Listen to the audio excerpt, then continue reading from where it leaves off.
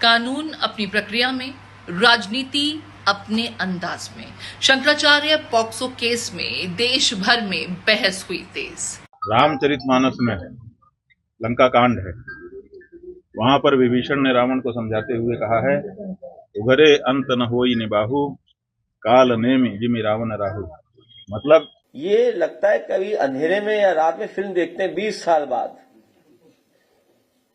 हर बात इनको 20 साल बाद पता लगती है।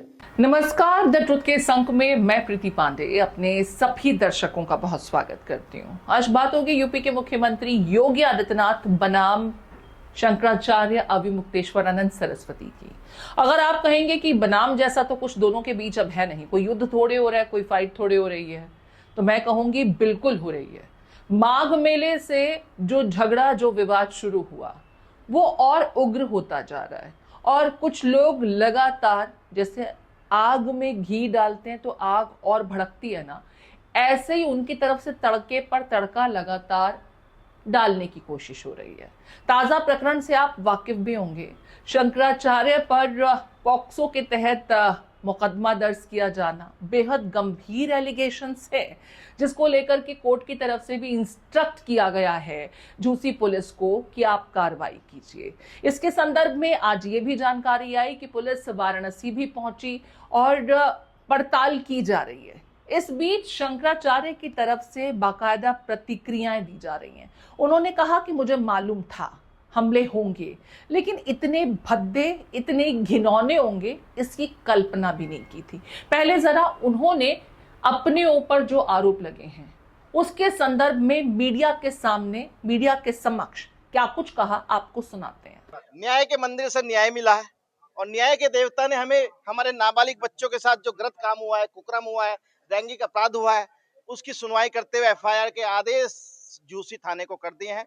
अब हमें न्याय मिलेगा और हमें पूरा उम्मीद हो गई है कि अब वह दिन दूर नहीं जब ऐसे कुकर्मी, सनातन के नाम पर चोला ओढ़ने वाले ढोंगी लोग जो फर्जी शंकराचार्य अपने आप को लिखते हैं, मैं आज खुली चेतावनी देना चाहता हूँ। अखिलेश जी, आप बहुत चिल्ला रहे थे, चलिए मेरे साथ विद्या मठ पैदल यात्रा हम लोग आज से कर रहे हैं और पंचम तर पे डिप्टी सीएम साहब आपको भी कह रहा हूँ, मेरे साथ चलिए। वहां पर जो स्विमिंग पूल दिखाऊंगा, वह कमरा दिखाऊंगा जिसमें ये ऐसे करते हैं, वहाँ सखियां रखते हैं, वहाँ बच्चों का कुकर्म करते हैं। सारे एविडेंस वहाँ पे हमारे बच्चों ने छुपा के रख रखे हैं, उसको विवेचना पुलिस के द्वारा निकाल के लाएंगे। बात यह है कि सनातन के ऊपर आरोप लगा कौन रहा है? आप देखिए, किसी विधर्मी ने थोड़े लगाया है हमारे ऊपर आरोप। जिस व्यक्ति ने लगाया है वो खुद हिस्ट्री शीटर है। उसकी पूरी हिस्ट्री शीट शामली जिले के कांदला थाना में दीवाल के ऊपर जो हिस्ट्री शीटरों का नाम लिखा हुआ है उसमें 34 नंबर पे उसका नाम लिखा है, ऐसा हमको बताया लोगों ने, फोटो भी दिखाया उस दीवाल का। वहां पर जो रजिस्टर रखा है उसमें HS नंबर 76A उस व्यक्ति का नाम लिखा है। जाने कितने लोगों के ऊपर फर्जी मुकदमा डाल करके और उनको उगाही करना, यही उसका काम है। वो व्यक्ति रामभद्राचार्य का शिष्य बन जाता है और रामभद्राचार्य जी की शिष्य होने के बाद वो आकर के हमारे लोगों के ऊपर इस तरह का आरोप लगाता है। तो आप समझ लीजिए कि ये आरोप कोई विधर्मी नहीं लगा रहा है, ये आरोप कहाँ से आ रहा है? रामभद्राचार्य जी, और रामभद्राचार्य जी का बल कहाँ है वो भी आप लोग जान लीजिए। तो गौ माता की जो आवाज हम उठा रहे हैं, इस आवाज को बंद करने के लिए सारे प्रयत्न हो रहे हैं, उन्हीं में से एक प्रयत्न ये भी है। तो देखिए, शंकराचार्य कह रहे हैं कि अगर पुलिस उन्हें गिरफ्तार करने के लिए आती है वो पूरा कोऑपरेट करेंगे। फुल कोऑपरेशन की बात उनकी तरफ से कही जा रही है। इस पूरे प्रकरण में कुछ चीजें हैं जो सोशल मीडिया पर लगातार चर्चाओं के केंद्र में बनी हुई हैं। मसलन आशुतोष ब्रह्मचारी, जिसके शिकायत के आधार पर ये पूरा मामला डेवलप हुआ है, उस आशुतोष ब्रह्मचारी का बीजेपी के गलियारों में अक्सर कुछ नामचीन हस्तियों के साथ देखा जाना, उससे जुड़ी हुई तस्वीरें ट्रेंड कर रही हैं। जरा एक एक करके उन चेहरों को आप पहचानिए जिनके साथ ये व्यक्ति अक्सर देखा गया, जिसकी शिकायत के आधार पर एफआईआर हुई है। इसके बाद शंकराचार्य ने और क्या कुछ कहा ये भी आपको बताएंगे। रामचरितमानस में लंका कांड है, वहां पर विभीषण ने रावण को समझाते हुए कहा है, उघरे अंत न होई निबाहु, काल नेमि जिमि रावण राहु। मतलब जो भी छद्मवेशधारी होगा, ढोंगी होगा, पाखंडी होगा, उसके ढोंग का, पाखंड का एक न एक दिन अंत होगा। न होई निबाहु, निबाह नहीं हो सकेगा। और 3 उदाहरण दिए, रावण, कालनेमी और राहु। रावण जो है वो सन्यासी का वेश धारण करके आया था, सीता जी को हर करके ले गया, लेकिन उसका पर्दाफाश हो गया, ये असली सन्यासी नहीं है। इसी तरह से कालनेमी यति सन्यासी का वेश धारण करके आया था हनुमान जी के सामने, उसका भी पर्दाफाश हो गया, चुप नहीं सका। और राहु देवताओं का वेश धारण करके देवताओं की पंक्ति में अमृत पीने के लिए बैठ गया था, लेकिन उसका भी पर्दाफाश हो गया। तो जो लोग भी छद्म वेशधारी हैं उनका पर्दाफाश होना ही है, ना होने का कोई सवाल ही नहीं है। मुझे पूरी उम्मीद है कि इन चेहरों से आप बखूबी वाकिफ हैं। आप जानते हैं भारतीय जनता पार्टी के गलियारों में ये व्यक्ति कितना कुछ चेहरों के करीब रहा है, इन तस्वीरों से वो समझ में आता है।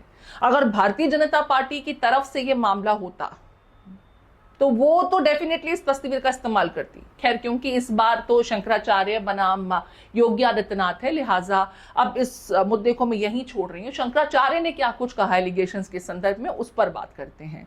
उनका सीधे तौर पर कहना है कि क्योंकि घटना प्रयागराज की बताई जा रही है, माघ मेले के दरमियान जो कुछ हुआ था सभी जानते थे। उनकी जो बस थी वो तो बाहर ही थी, और उन्होंने जिस एरिया में उनको रखा गया था, जहां पर वो धरने पर बैठे थे, उस पूरे एरिया को भी सीसीटीवी कैमरों के जरिए मॉनिटर किया जा रहा था। तो वहां ऐसा कुछ होना मुमकिन नहीं है। दूसरी चीज ये कि जिन लोगों के बारे में कहा जा रहा है, जिन नाबालिगों का जिक्र किया जा रहा है, जिन छात्रों की बात की जा रही है, वो ना तो कभी गुरुकुल में रहे ना पढ़े, तो फिर ये कैसे एस्टैब्लिश होता है? इसके बारे में जरा बारीकी से उन्होंने क्या अपनी तरफ से अपने बचाव में तथ्य रखे हैं वो आपको सुनने चाहिए। वॉलेट से नजर आते हैं। दृष्टि से गिरफ्तारी की कार्रवाई करें तो वो भी, हम तो पुलिस का कोई विरोध नहीं करेंगे, हम उसका सहयोग करेंगे। वो जो करेंगे जनता तो सब देख रही है। देखिए 3 कोर्ट है हमारे लिए, एक निचली कोर्ट है, एक मिडिल कोर्ट है और एक हाई कोर्ट सुप्रीम कोर्ट है। तो जो निचली कोर्ट है वो जनता है, जनता सब देख रही है और निर्णय देने वाली है। जो मिडिल कोर्ट है, हाई कोर्ट, वो हमारा हृदय है, हम जान रहे हैं कि हम गलत हैं कि नहीं हैं। और तीसरे ईश्वर है, सुप्रीम कोर्ट, वो भी देख रहा है कि कौन गलत है कौन सही है। तो ऐसी परिस्थिति में तीनों कोर्ट से हमको क्लीन चिट है। हमारा अंतःकरण हमारे साथ है, स्पष्ट कह रहा है कि तुम निर्दोष हो। ईश्वर की तरफ से भी हमको वही सूचना है और जनता की ओर से भी। तो जो झूठ है वो अंत में निकल ही जाता है, पता चल ही जाता है कि ये सब बनावटी था। उगरे अंत न होई निभाऊ, हमने बता दिया। तो जो कहानी गढ़ी गई है वो आज नहीं तो कल, कल नहीं तो परसों झूठी सिद्ध हो जाएगी। महाराज जी, आपने कहा कि आपको यूपी पुलिस के जांच पर भरोसा नहीं है, किस एजेंसी के जांच पर आपको भरोसा है?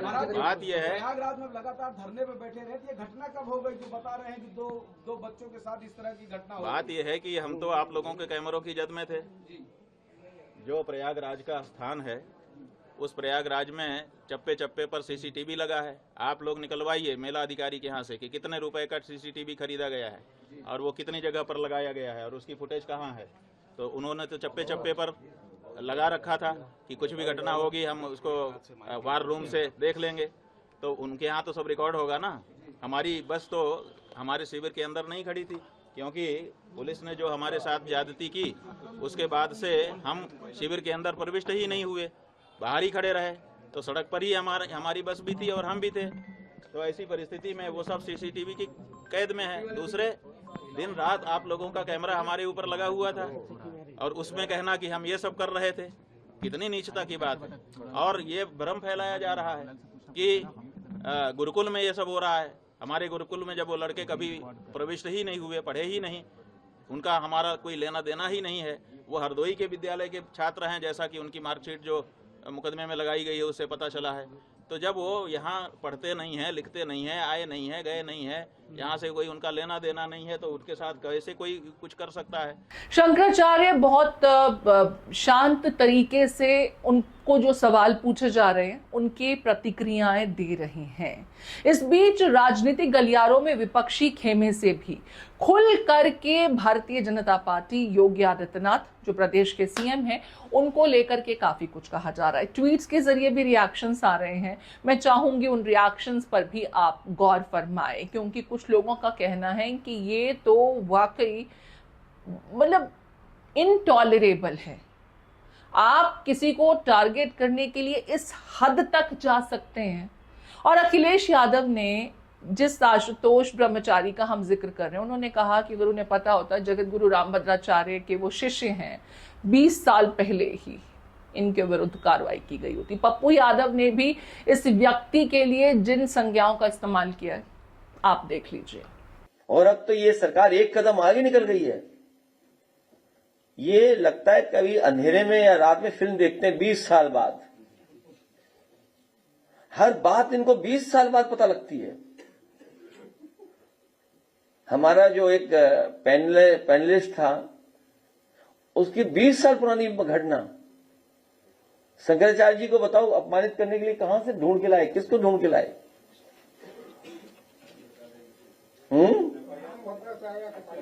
हाँ, हालांकि आदरणीय, पूजनीय, सम्मानित आदरणीय राम भद्राचार्य जी के बारे में बोलना नहीं चाहिए कुछ भी, लेकिन अगर उनका चेला है ये, अगर उनका ये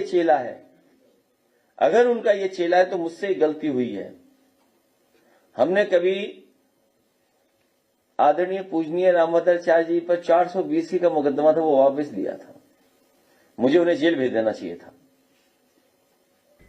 देखिए, माननीय परम पूज्य शंकराचार्य जी हम सबके, इस सनातनियों के वो भगवान हैं हमारे, और उनको इस तरीके से इनके ऊपर इस तरह का आक्षेप लगाना, आरोप लगाना, ये भारतीय जनता पार्टी को बहुत महंगा पड़ेगा। और ये पूरी तरीके से भारतीय जनता पार्टी की ताबूत की आखिरी कील होगी, क्योंकि वो ऐसे व्यक्ति हैं जो हमेशा सच बोले हैं। बाबा विश्वनाथ के दरबार में जितनी मंदिरों को तोड़वाया मोदी जी ने, बाबा के दरबार में जो अक्षय वटवृक्ष काटा गया, उसका अगर किसी ने डटकर अगर विरोध किया और किसी ने पूरे देश को बताया, तो स्वामी मुक्तेश्वरानंद जी ने भी बताया है। और वो अब शंकराचार्य के पद पर बैठे हैं, पूरा देश उनका सम्मान करता है। जो भी ये सब आरोप लगाए जा रहे हैं, उनके चरित्र को हत्या करने के लिए, उनकी चारित्रिक पूरी तरीके से उनके ऊपर जिस तरीके की बात आ रही है, उनके चरित्र को कमज़ोर करना और ऐसे संत महात्मा, ऐसे परम पूज्य शंकराचार्य पर आरोप लगाना, ये निहायत ही गलत और घटिया मानसिकता है। देखिए, ये सबको पता है कि सीएम योगी आदित्यनाथ भी इस झगड़े को यूं ही जाने नहीं देंगे। शंकराचार्य लगातार उन पर अटैक कर रहे थे। माघ मेले में जो कुछ हुआ, उसके बाद एक शांति विराम हो सकता था, लेकिन दोनों ही तरफ से एक दूसरे पर हमले किए जा रहे हैं, कुछ डायरेक्ट, कुछ इनडायरेक्ट। मसलन अभी मुक्तेश्वरानंद मार्च के महीने में एक बड़ी मुहिम शुरू करने वाले थे गौरक्षा के संदर्भ में। उसके बारे में उन्होंने ऐलान भी किया था, प्रेस कॉन्फ्रेंस भी हुई थी, और उसके कुछ ही देर बाद में ये एफआईआर वाला प्रकरण सामने आया।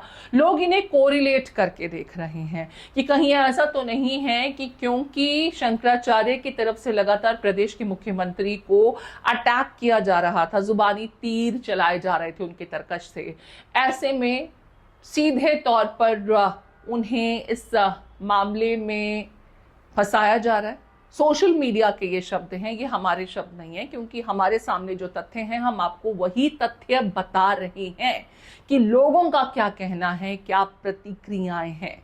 हालांकि क्योंकि पूरा का पूरा मामला सब जुडिस है, अदालत की निगरानी में अब मामले में इन्वेस्टिगेशन आगे बढ़ रही है। और शंकराचार्य जैसा कि कह रहे हैं कि मैं तो कोऑपरेट करने के लिए तैयार हूं, और जिस सीडी का जिक्र किया जा रहा है, अगर ऐसी कोई सीडी है तो लाइए पब्लिक डोमेन में, हम भी देखें। सुन लीजिए उनकी इस बात को भी। ये कह करके भ्रम फैलाया जा रहा है कि सीडी है, सीडी है। वो सीडी किस चीज की है, वो उसको क्यों नहीं सार्वजनिक किया जाता है? कहा जाता है कि बच्चों के साथ अन्याय हो रहा था और बच्चे जो है वो निकल करके गए, हमको आकर के उन्होंने बताया। जैसा कि देखिए कोर्ट में क्या है हम नहीं बता रहे हैं, लेकिन जो सार्वजनिक रूप से आशुतोष ब्रह्मचारी ने कहा है, उसके आधार पर हम आपको बता रहे हैं कि वो कह रहे हैं कि बच्चों ने आकर के हमको बताया कि हमारे साथ ये हो रहा है, और फिर सीडी भी लेके आए बच्चे। इसका मतलब बच्चे सीडी बना रहे थे। कौन बना रहा था सीडी? बच्चे बना रहे थे या कोई दूसरा ही बना रहा था? तो ये सब ऐसे सवाल हैं जिनका जवाब आने वाले दिनों में पूछा जाएगा और उनको जवाब देना पड़ेगा। दोस्तों, ये विवाद जिस तरीके से और भद्दा और घिनौना होता जा रहा है, जो नए नए किस्से, कहानियां, शगुफे निकलते जा रहे हैं, आप इसे किस तरीके से देखते हैं? क्या ये वाकई सिर्फ मूंछ की लड़ाई है? आप इसे इस तरह से देखते हैं, आपको लगता है कि वाकई कुछ छात्रों के साथ कुछ गलत हुआ, और अगर गलत हुआ है तो उन्हें इंसाफ तो मिलना ही चाहिए। इस पूरे प्रकरण पर अब तक जो कुछ हुआ वो आपके समक्ष हम रख चुके हैं। शंकराचार्य सामने से लगातार हर एक सवाल का जवाब दे रहे हैं और दूसरे खेमे से तो जो कुछ हो रहा है वो कार्रवाई के रूप में आपके समक्ष है ही। आपकी कमेंट्स का हमें इंतजार रहेगा।